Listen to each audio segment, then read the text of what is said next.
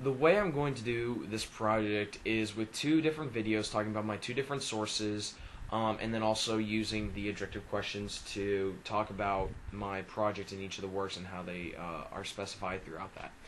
So let's begin with the fish, and talking about religion and how they are fit into the writing.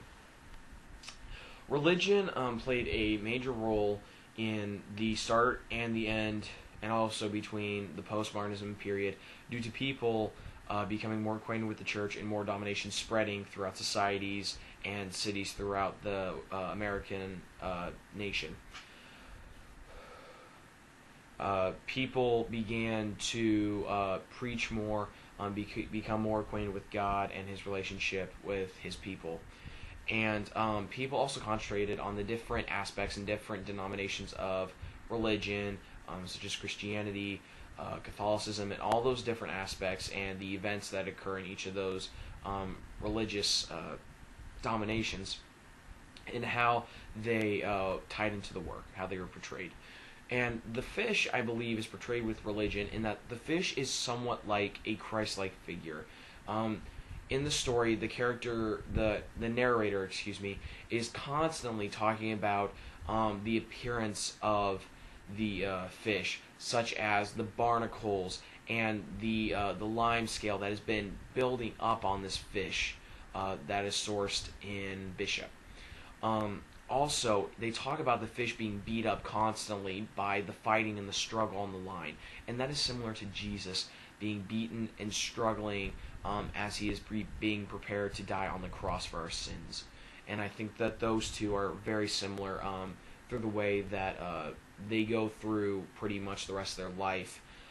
Even though the fish is released, he is able to live, whereas Jesus did die for our sins, and he went up to heaven with his Father.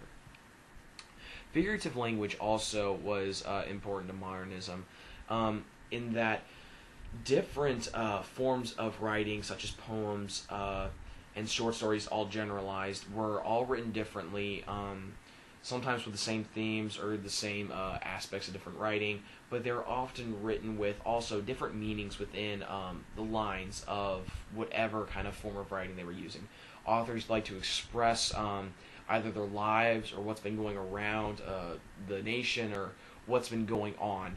And they would like to express that through different means of figurative language, different words, new words with different meanings.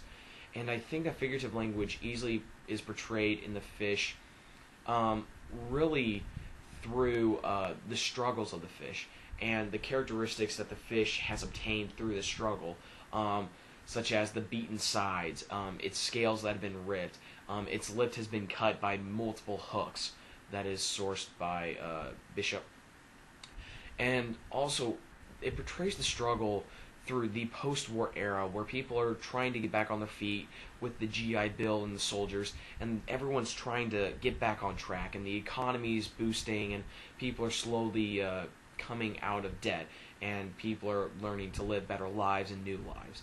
And I think that's how the fish is being portrayed, is that it's coming out of a very large and strong struggle. However, as it is released, it regains its strength and it goes on to live another life.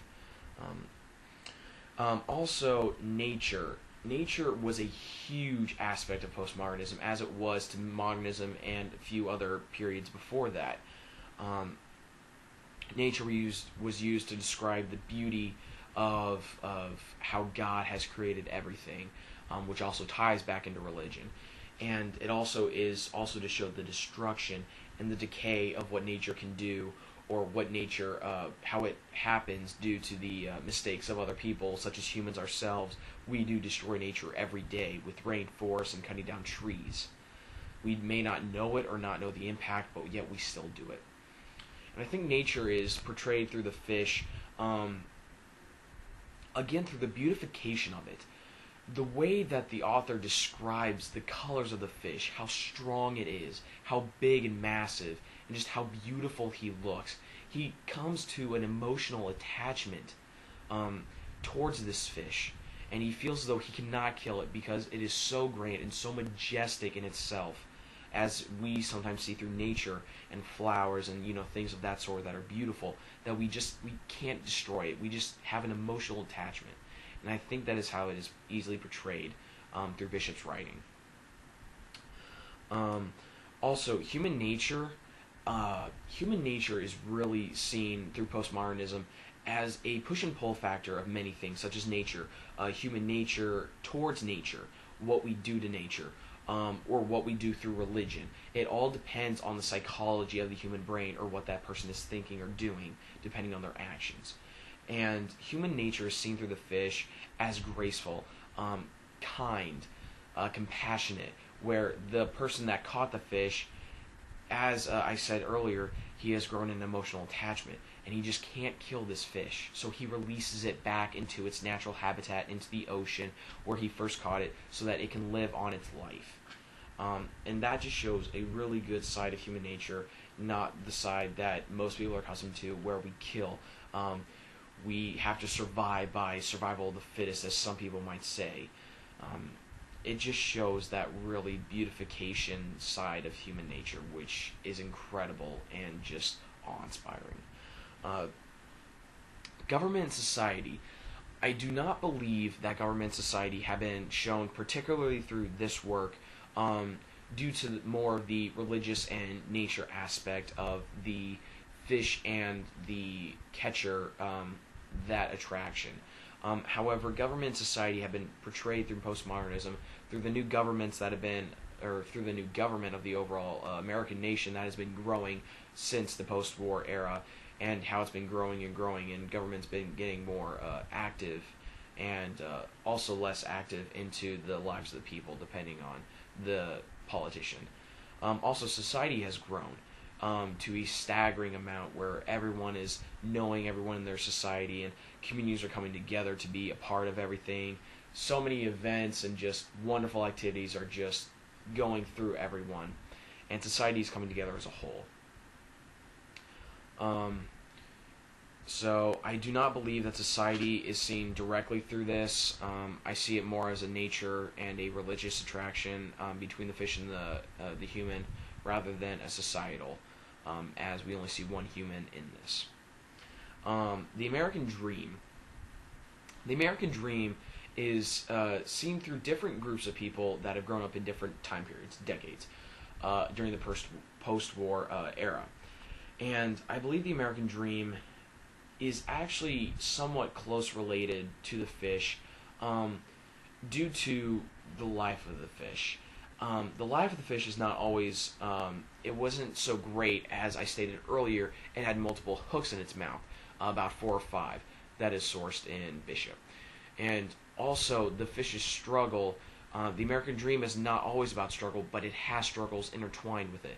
And also the beautification of the fish, just the wonderful elements and features it possesses, is also seen through the American Dream, where there's so many good outcomes if one works hard enough. And this fish has obviously worked hard enough to continue living, as it has struggled with many different catchers and fighters. That is sourced in Johnson, and also Bishop. Also, next, the characteristics of the postmodernism hero. We see this through the person that releases the fish. They do good deeds, not always for the right thing, because they're not feeding, or he's not getting dinner easily, like he would have to go buy something. The hero often does good things for the wrong reasons, which in this case he pretty much did. He released the fish for a good reason, but not exactly for the right reason. He did it more out of pity and sadness for this fish, instead of, having that human nature where, oh, this is my dinner, I earned it, I get to eat it and, kill it. Instead, he released it, unlike what most fishermen would do. So this postmodernism hero through this human is just seen as an outstanding figure that would be a role model to anyone. He's not necessarily an underdog, but he's just there to help, or to do the right thing, not always for the right reasons, though. A common theme in both of these works, I would have to say, is a little bit of sadness due to the uh, different aspects of the writing that's been intertwined.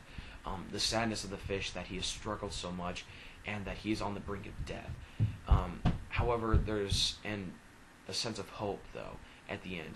Yet this overall sadness and just this fear of just death and ending, tragic ending, is also seen throughout the dying Asians, where it shows that the Asian race isn't seen as the best or the brightest or the strongest or the most capable of doing anything. They're seen as lowest people that should just be discriminated. It just shows that overwhelming theme of just depression. And you resource that in Bloom and Wenson. I'm sorry, Merwin. So, also, literature changing throughout time. I believe that literature changed throughout time as it is seen in the fish, because of the different time periods, the decades that have elapsed one another, where human nature is constantly changing, society is constantly changing, as is government, society, different themes. Everything is changing progressively. And I believe that this is due to the postmodernism era, with all the authors who have been living in different decades, who have experienced different things, who are writing down new and different things as well. This has all helped change it. And I sourced that from Johnson. Also, I believe that an overall sense of depression, yet also hope, with help from other people, has influenced the author to create this writing, due to Bishop's life, as she suffered from depression, from some sadness. However, she was able to put most of that aside from her friends and some of her top friends that helped her start her writing career and her postmodernism writing styles.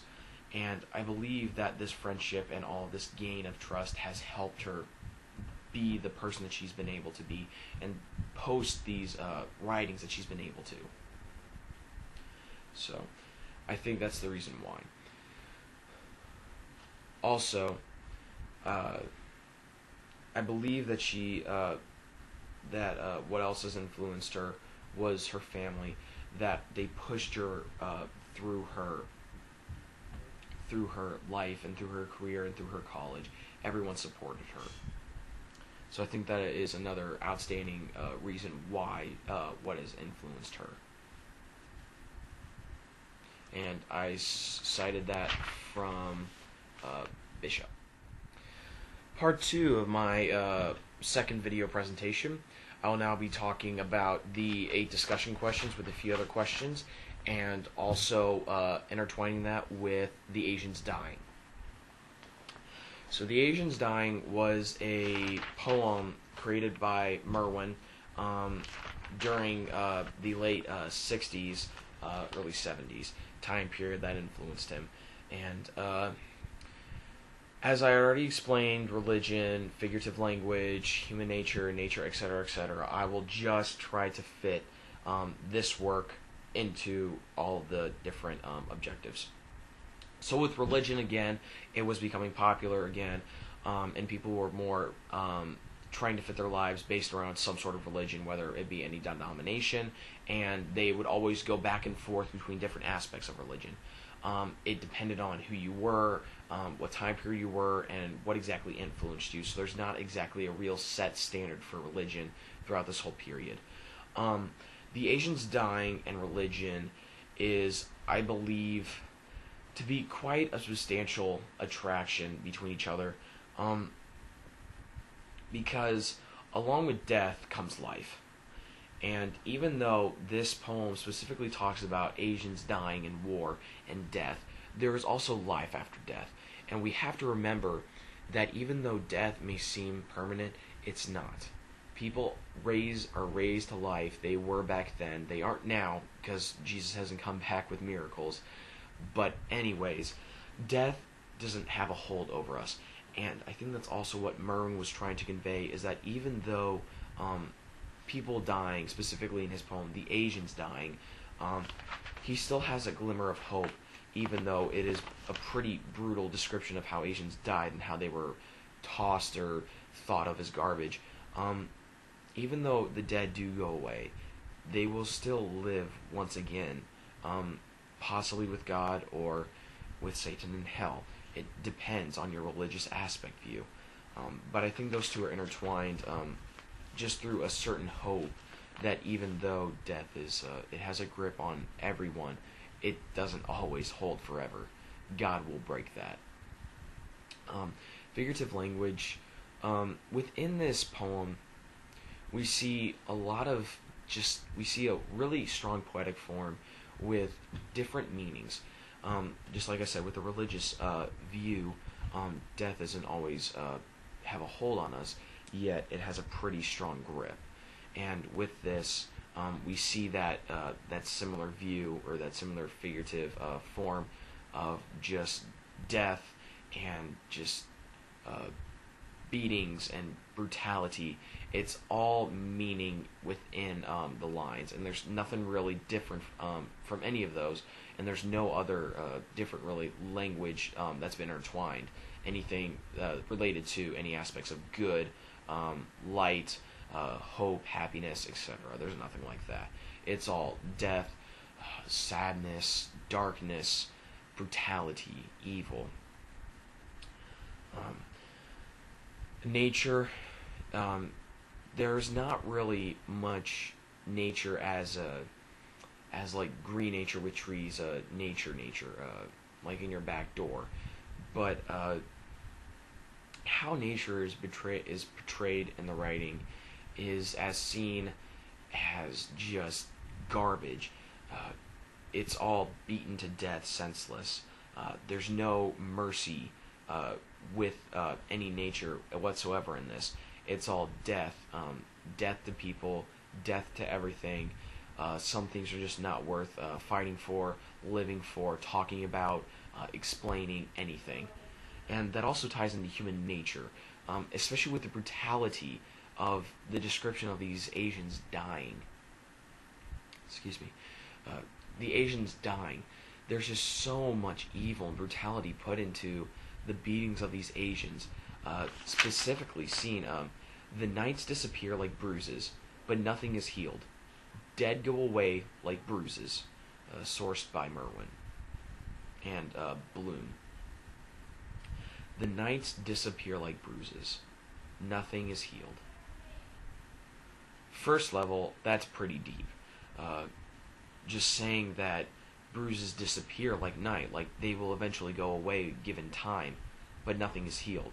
It leaves a distinct mark on someone's heart or someone's mind. It's engraved. It's permanent. It can never go away. Now, that kind of contradicts the whole death aspect, where death is not always permanent, yet it still remains as a very permanent characteristic in this poem. Human nature is just seen as brutal, no mercy. People are beaten to death, shot to death, and human nature in this is just seeing Asians as worthless, even though they aren't. They've made many contributions to our societies and to life. Where would we be? Where would we be without them? I mean, they're vital to our population and to life itself, as are we. Everyone is. Human nature is seen as a very deep and also brutal characteristic seen throughout this poem. Government and society. Also, society is similar to the human nature, where society has basically turned itself on the Asian race, where it's completely turned its back and no one cares about it.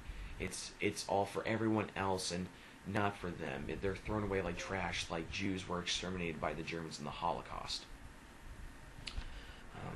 As I said before, the knights disappear like bruises, but nothing is healed. Society has constantly, throughout history, beaten on people specifically African Americans, where whites have discriminated against them, and that is still seen today. Even with all these activation rights and everything, nothing is healed. It's a burned mark on their hearts, on their mind, in history. So that's also seen throughout this poem. Society has completely engraved a mark through the discrimination of the Asian race, not in real life, but only really in through Merwin's poem. The American Dream, it's not really seen throughout the Asians dying, because the Asians dying is more of a depressing death, just overall theme of grief, sadness, decay, waste, extermination of a vital race to the human population. And the American Dream is way opposite that. It's where people have come together in unity. People are fighting together or individually to gain their own rights, to gain their own freedom, to gain their own life, to have fun, to gain an education. And this poem has nothing like that. It's only death, beatings, brutality, evil, destruction, and extermination, all combined into one evil theme. And you can't see the American Dream intertwined with any of it. None. The hero, it's all anti-hero. All anti-hero. And we the human race, besides the Asian race who has been brutalized in this poem specifically, the rest of the human race is the anti-hero. They're not doing good. They're doing wrong for the wrong reasons. Or they're just doing wrong. It's evil. You should not be exterminating a human race just because you want to. It's not right. You shouldn't have to fight. You shouldn't have to go to war. You shouldn't have to exterminate anyone for any reason. Not even for the death of a whole civilization by that same race. You shouldn't. And this anti-hero is really intertwined with the exterminationists of the Asians, which would be us. And we see that constantly. And you see that through Merwin and Bloom. A common theme within this work and the other work, again, it's just that overall sadness and just depressing theme, where it's all about struggle, attempted survival, yet no gleam of hope whatsoever. There's no ray of sunshine at the end of the rainbow. There's no pot of gold at the end of the rainbow. There's nothing. It's all dead bodies and just a disgusted and twisted mind, and a very wrenched heart. And this common theme of just struggle and depression is overwhelming to the human mind. It makes us think, are we really this good of a people, this really good of a race? Do we even deserve to live? Going back to the religious aspect, Jesus paid for our sins, but do we deserve it? Do we?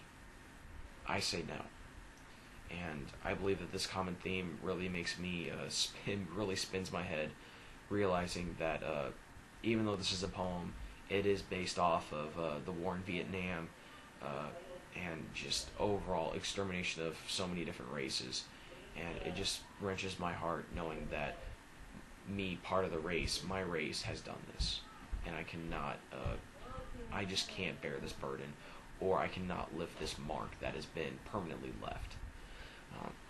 So why did literature change throughout this time based through this?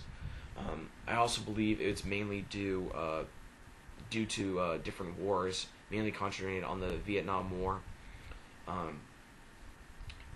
and the Gulf War, based around those that specific time period with those different wars, where the author was influenced by the Army and everything that happened in Vietnam and overseas, and all this death and mutilation and disease, evil, just disgusting. And I believe it changed throughout time from a more easy-speaking, figurative form to this more deep, in-depth mental thinking of what's really going on. It makes you think deeper and more literal than just regular poetry where it's talking about someone's life or feelings. And that is seen in